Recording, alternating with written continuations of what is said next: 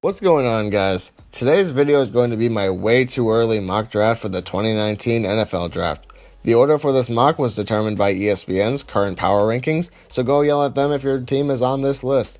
As of right now, I don't have any plans on making a part 2, but if you guys want 10 more picks, please hit the like button and comment so that I know a part 2 would definitely be worth making. With all that said, let's get into the picks. With the first pick in my mock draft, I have the Colts selecting Justin Herbert, quarterback out of Oregon. By my estimation, the Colts have no chance of finishing with the worst record this season, assuming Andrew Luck is healthy for at least the majority of the season. If Luck doesn't play this season, then the Colts need to move on, and with the number 1 pick in the draft, they secure my top-rated quarterback prospect. And with the second pick in my mock draft, Cleveland selects Ed Oliver, defensive lineman out of Houston. I know many Browns and Buckeye fans may clamor for Ohio State defensive end Nick Bosa, but you guys have something great going on at both defensive end spots, with last year's first pick, Myles Garrett, and Emmanuel Ogbah. What those two mean is you should be set at the position for years to come. Instead, you pair them with the new age Aaron Donald and Oliver. By adding Oliver, the Browns' D-line would be monstrous from the outside in. This pick would make Big Ben retire. With the third pick in my mock draft 1.0, the Miami Dolphins select Shea Patterson, quarterback out of Michigan. The logic for this pick is similar to the Colts pick. If Miami picks third in the upcoming draft, whether it be due to injuries or lack of performance, they will have to move on from Ryan Tannehill.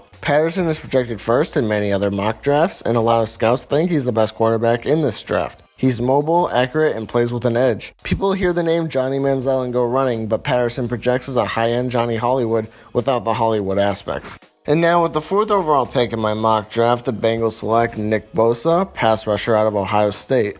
With both of the top quarterback prospects off the board, Cincy would be forced to take the top player on their board with this pick. And in this case, it's many people's number 1 prospect and maybe best pass rusher, Nick Bosa. Bosa and Geno Atkins would create a dynamic pass rushing duo for the Bengals, which would go a long way in helping the Bengals make the playoff once again under Marvin Lewis. And with the 5th overall pick in my mock draft 1.0, Chicago selects DeAndre Baker, cornerback out of Georgia. Personally, I don't believe there's a chance Chicago is picking this high next year, but rules are rules. The Bears did a great job surrounding Trubisky with high-end talent these last couple off seasons, so the focus shifts to improving the defense and getting a player to pair with Kyle Fuller at corner for years to come. Georgia's DeAndre Baker is exactly the type of player you want matching up against the bigger number 1 receivers in the NFL. He's physical, smart, technical, and obviously talented. Baker is my top secondary prospect right now in the draft. And with the 6th pick in my mock draft, the Jets select A.J. Brown, wide receiver out of Ole Miss. The Jets got their franchise quarterback in Sam Darnold, which is great, but his number 1 receiver right now is Robbie Anderson. And don't get me wrong, he's good, but they need a true number 1. Brown can be that guy for Darnold. He's the most complete wide receiver right now in the draft. He's big, runs good routes, can high point the ball, boxes out corners well on contested catches, and is decently fast. With no glaring weaknesses that I can see, Brown will be a top 10 pick next year and the first receiver taken.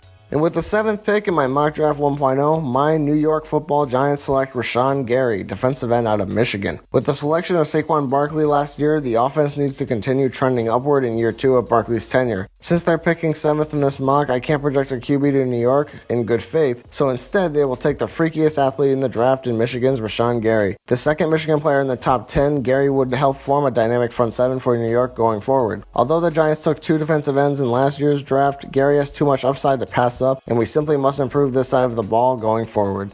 And now with the 8th pick in the mock draft, the Buffalo Bills select Dexter Lawrence, defensive tackle out of Clemson. I can already hear you Bills fans. We have Kyle Williams, we signed Star Lotulelei and drafted Harrison Phillips, and at this point my response is I don't care. Not to hurt your feelings, but you don't pass up on a player this good, especially when they have this much upside. He's a monstrous 6'4" and 340 pounds, a great athlete for his size, and developed as a pass rusher and run defender. Even for his size, Lawrence doesn't have to play nose tackle, and in the Bills 4-3, he can play right next to Williams if he hasn't retired by then. I don't care about the rest of those guys, because if he stays healthy, Lawrence is the anchor for his line for years to come, and a massive, no pun intended, steal with the 8th pick for Buffalo. And with the 9th pick in my mock draft, Tampa Bay selects Greedy Williams, cornerback out of LSU. Tampa needs someone who can shut down boundary wide receivers badly. Brent Grimes has been solid, but he's getting old. Vernon Hargreaves III is too small to not play the nickel, and there's a hole on the other side of the field. Greedy doesn't only possess the best name in the draft, he might also have the best ball skills.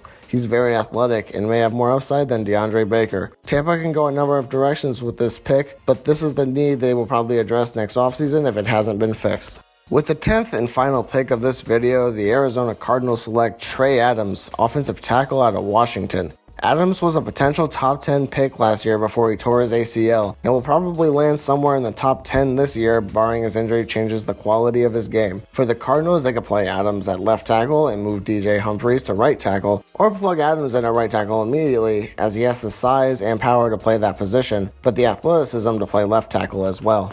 Hope you guys enjoyed my way too early mock draft 1.0. If you did and are enjoying our content, it would mean the world to us if you subscribed. Remember to like the video and comment if you want a part 2, so I know there's real interest in that video. Every day watching the growth of our channel go up exponentially has us so excited for the future. And of course making content for you guys right now. Follow our Twitter at RealBCBTV for updates to find out when our videos go up and for sneak peeks at our dope thumbnails. Finally, we gotta shout out all 155 current subscribers we have, as I'm currently writing this, and to all the people who leave comments. We always appreciate your feedback. Thanks so much everyone, and see you on the next video.